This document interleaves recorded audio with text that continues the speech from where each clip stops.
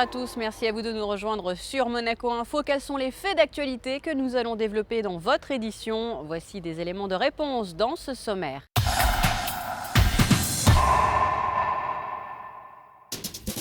Elle est située à quelques pas du chapiteau Espace Fontvieille, au cœur du quartier Gagny-sur-la-Mer. Depuis son inauguration, la roseraie Princesse Grace est un véritable havre de paix. Des travaux sont en cours. Dans quelques semaines, vous pourrez admirer 300 variétés de rosiers. Quant aux travaux réalisés au musée océanographique, eux sont terminés. Ils vous permettent de partir à la découverte de tout nouveaux aquariums. En savoir plus sur la principauté de Monaco grâce à des balades culturelles, c'est possible. Plus de détails dans un instant. Et la compagnie des Carabiniers du Prince s'adresse aux jeunes hommes monégasques. Découverte de la vie militaire cet été à travers un stage. Nous ouvrons ce journal comme prévu avec ces travaux réalisés à Fontvieille du côté de la roseraie Princesse Grace. La roseraie qui se refait une beauté à l'aube de son 30e anniversaire. Émilie Rousseau revient sur les travaux en cours sur le chantier et surtout sur les changements apportés à cet espace floral très prisé. C'est un chantier qui a du mal à passer inaperçu. Depuis près de 8 mois maintenant, la roseraie Princesse Grace fait peau neuve, un vaste plan de réaménagement qui prévoit de nombreux changements. Le premier, et pas des moindres, la superficie. Exit les haies en périphérie, place à de nouveaux espaces qui font gagner pas moins de 1500 mètres carrés et qui rendent ainsi le site plus accessible pour les visiteurs. Au total, 300 variétés seront présentées, soit environ 8500 rosiers. Des variétés réparties en 6 thèmes. On peut notamment citer les rosiers de la famille princière, les rosiers à parfum ou encore les rosiers de collection ou médaillés. Tout a donc été réorganisé pour que l'espace devienne plus éducatif, ludique, mais également moderne. En effet, un mur d'eau a été construit pour créer une animation dans ce nouveau lieu de vie. On souhaite que le public puisse accéder directement au pied des rosiers, pour pouvoir les photographier, les sentir.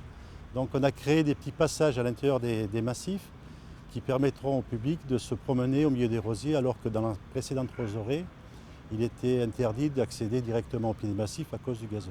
Une des autres particularités de cette roseraie est son caractère écologique. Le gazon, par exemple, trop gourmand en eau, a été supprimé pour être remplacé par des matériaux d'origine végétale, et ce n'est pas tout. Ça sera également une roseraie donc, où il n'y aura pas de traitement de produits chimiques, donc aucun traitement phytosanitaire. Il y aura uniquement des lâchers de coccinelles pour lutter contre certains parasites. Il y aura également des traitements avec des produits biologiques pour traiter contre les champignons et l'utilisation uniquement d'engrais organiques. Une fois les derniers rosiers plantés, les équipes de l'ADO mettront en place la partie signalisation. Chaque rosier aura une étiquette avec un QR code. Elle renseignera le visiteur sur la variété et la provenance de la plante. Puis, au mois de juin, la roseraie sera fin prête pour fêter son 30e anniversaire. La rouverture est prévue le 14 juin prochain.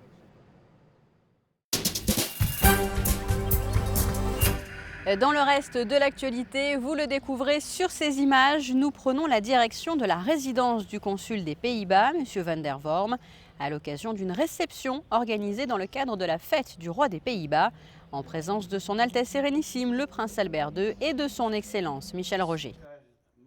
Le prince souverain qui assistait quelques jours plus tôt à l'inauguration du showroom Jeep Classic Cars au 32 boulevard du Jardin Exotique. Du Jardin Exotique à Monaco-Ville où en début de semaine, vous le voyez, une œuvre d'art a été remise au ministre d'État.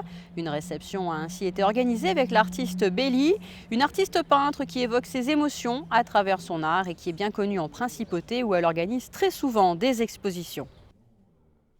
Avis à présent à celles et ceux qui n'auraient pas encore découvert les tout nouveaux aquariums du musée océanographique. Les vacances scolaires se poursuivent en principauté et le 1er mai approche à grands pas. C'est donc l'occasion pour nous de vous proposer un reportage complet sur le travail accompli au sein du Temple de la Mer, un reportage signé Patricia Navarro.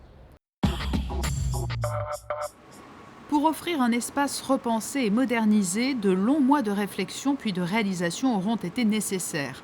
Architectes, menuisiers, maçons, électriciens, spécialistes de la communication, 10 corps de métier au total ont travaillé ensemble jour après jour et parfois même il a fallu réaliser de véritables prouesses techniques. C'est le cas de notre grand bac à méduses qui est très impressionnant, très lourd. Donc là c'est l'atelier, donc le service interne au musée qui a œuvré pendant de nombreuses semaines pour créer un socle, pour soutenir ce bac et ensuite pour déplacer ce bac qui était dans une précédente exposition temporaire. Tout a été prévu pour limiter la gêne que de tels travaux pourraient avoir auprès des visiteurs, mais il a fallu par-dessus tout prendre soin des nombreuses espèces qui peuplent ces aquariums. Une attention toute particulière a été apportée lors de leur transfert, l'étape certainement la plus délicate. On a été obligé de modifier des bassins, de changer des poissons de place qui étaient là depuis plusieurs années. Donc ça a demandé un travail énorme en coulisses, au niveau de la manutention, au niveau du sable, au niveau des poissons. C'était un gros travail en coulisses. En fait, les poissons, quand ils sont là depuis plusieurs années dans les bassins, ont pris leurs habitudes. Donc dès qu'on démonte un bassin et qu'on doit les transférer, déjà il faut les endormir pour ne pas les stresser. Parce qu'il faut savoir qu'un poisson stressé risque de développer des maladies. Donc on endort les poissons, on les transfère en réserve. Et là, on peut refaire le bassin tranquillement. Et après, des fois, on est obligé de donc les re-endormir en réserve pour les retransférer dans leur bassin définitif. L'ambiance générale de cet espace repensé est bleutée et mystérieuse. De belles surprises vous attendent au sol, au détour d'un couloir, en hauteur.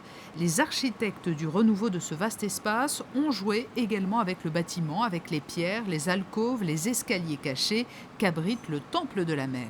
Depuis plus de 100 ans, en fait, depuis la création du musée océanographique, la Méditerranée est un thème central des actions, des travaux, des recherches du musée océanographique. Mais les poissons de Méditerranée ne sont pas forcément les plus colorés. Donc nous avons souhaité vraiment mettre en accent cette superbe collection de poissons de la Méditerranée qui sont exposés au musée océanographique, et nous avons souhaité notamment non seulement renforcer nos populations puisque nous présentons aujourd'hui plus de 100 espèces de poissons, mais améliorer l'interface avec le visiteur avec la mise en place de produits d'appel où le mérou va nous dire « Bonjour, savez-vous que je change de sexe en vieillissant ?» Où le poulpe va dire au visiteur « Savez-vous que j'ai 9 cerveaux et 3 cœurs ?» Où la sèche va dire « Je suis la reine du camouflage ». Donc nous avons à la fois des accroches simples de ce niveau, mais aussi par l'intermédiaire de tablettes tactiles, des informations beaucoup plus pratiques, beaucoup plus scientifiques sur la biologie des animaux, le nom des espèces, comment ils vivent, comment ils se nourrissent, comment ils se reproduisent. Et le renouveau du musée va se poursuivre. Un nouveau projet est en passe de voir le jour à proximité du bâtiment. Cette fois, une promenade Méditerranée va être créée dans les jardins Saint-Martin. Restons à Monaco-Ville pour une autre forme de sortie à présent, une sortie en plein air, en plein cœur du quartier de Monaco-Ville avec Jean-Marc Ferrier, un ancien sapeur-pompier enfant du pays qui propose depuis 3 ans de découvrir la principauté de Monaco autrement. Alexandra Pani a arpenté les ruelles du Rocher en sa compagnie. Jean-Marc Ferrier est un amoureux de son pays et c'est avec passion qu'il transmet ses connaissances au public de passage à Monaco comme aux locaux. Différents circuits sont proposés, visites par quartier, mais aussi à travers le célèbre circuit de Formule 1 ou encore sur les chemins de la vie alpine jusqu'au belvédère de la Turbie qui offre une vue inoubliable sur la principauté. Je voulais leur montrer un Monaco intime, un Monaco avec une âme. Parce que la principauté de Monaco, elle a autre chose à nous dire. Elle a sa propre histoire avec ses seigneurs, ses princes de Monaco. À travers ces différents quartiers, il y a toujours une histoire à raconter, des chroniques. On ne fait pas ça par hasard. Il faut savoir que je suis né à Monaco, de parents nés à Monaco. J'ai passé toute mon enfance à Monaco-Ville. Mes arrière-grands-parents déjà étaient arrivés d'Italie au début du XXe siècle. Ils ont monté 2 commerces. Donc tout ça pour vous dire que j'ai quand même des racines ancrées ici sur le Rocher, à Monaco en général. Mais c'est viscéral, donc on est attaché à la principauté et ces sentiments, on veut les faire partager aux visiteurs.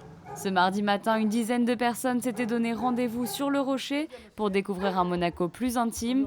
Après un bref historique sur la principauté et ses princes, les marcheurs ont arpenté les ruelles de la vieille ville. Je ne savais pas qu'il y avait autant de règnes dans la principauté de Monaco. Je ne savais pas qu'il y avait une histoire aussi riche et aussi multiculturelle, je dirais, puisque il y a eu quand même, je ne savais pas que ça avait été, occupé par l'Espagne. Et puis, je ne savais pas qu'il y avait une vieille ville aussi. Je ne savais pas qu'il y avait cette âme historique justement dans Monaco. Lui, il est né ici, donc il a quand même pas mal d'anecdotes et d'histoires du vécu, quoi. Et moi, c'est vrai que c'est ce que je recherche quand je visite une ville, ou que c'est vraiment le vécu et le vrai, voilà, l'authenticité. Pour profiter de ces balades culturelles au cœur de la principauté, il faudra vous équiper de bonnes chaussures de marche. Les visites s'organisent sur rendez-vous tout au long de l'année. Autre découverte pour clore ce journal, une découverte qui s'adresse exclusivement aux jeunes hommes monégasques, puisque la compagnie des Carabiniers du Prince propose un stage du 25 juillet au 1er août, un stage destiné à découvrir le monde militaire pour les 18-25 ans. Alexandra Pani vous livre plus de détails dans ce reportage. Les jeunes hommes de nationalité monégasque pourront pour la première fois participer à la vie militaire de leur pays cet été grâce à un stage découverte organisé par la compagnie des Carabiniers du Prince. Les 10 premiers jeunes âgés de 18 à 25 ans à proposer leur candidature seront retenus. Seule condition requise, une réelle motivation et une aptitude à la pratique du sport. Vis-à-vis de la jeune population monégasque, je pense que c'est intéressant pour ceux qui le désirent de découvrir tout simplement le milieu militaire en général et le milieu des carabiniers en particulier. Et en retour, j'attends tout simplement qu'ils puissent véhiculer le message vers la population monégasque, vers leurs familles, sur le fait que les carabiniers ne sont pas que des soldats qui plantent devant le palais à longueur d'année, mais qui ont de nombreuses activités très intéressantes, très variées tout au long de leur service. Exercice physique, tir, intervention ou encore valeurs nationales seront au programme de cette semaine riche en expérience. Les stagiaires seront encadrés par une équipe spécialisée dans la formation initiale des jeunes carabiniers du 25 juillet au 1er août. C'est purement et simplement les intégrer à notre vie quotidienne. Donc effectivement, ils dormiront avec nous. Donc comme les jeunes carabiniers, ils dormiront dans un appartement qui sera aménagé pour eux. Et ils vivront au quotidien. Donc ça commencera par le réveil du matin, le petit déjeuner. Ils assisteront au rassemblement du matin. Et puis on démarrera sur des activités habituelles. On veut leur faire découvrir toutes les facettes du métier, avec certaines activités comme par exemple du tir. On fera simplement une initiation. On leur fera découvrir ce que c'est également que l'entraînement sportif. Et puis on va les intégrer dans des activités de service, comme par exemple au cours de cette semaine, il y a un concert d'été au Palais Princier. Donc on les intégrera dans ce dispositif pour qu'ils constatent effectivement le travail que nous avons à faire lors d'un concert comme ça. Les élèves prémilitaires vivront en immersion au sein de la caserne.